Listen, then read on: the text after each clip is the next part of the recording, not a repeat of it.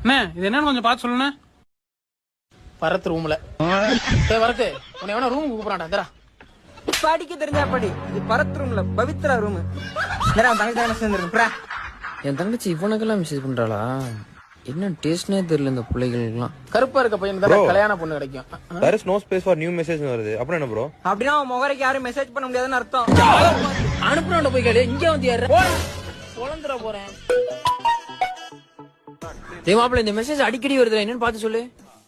பேண்டியலோ மாப்ள, நீங்க பேண்டியலா பேலலான்னு கேக்குறீங்க மாப்ள. நான் பேண்ட என்ன பேலாட்டி போனா அவனுக்கு என்னடா? எல்லாம் ஒரு சின்ன வெரிஃபிகேஷன் தான் மாப்ள. வெரிஃபிகேஷனா?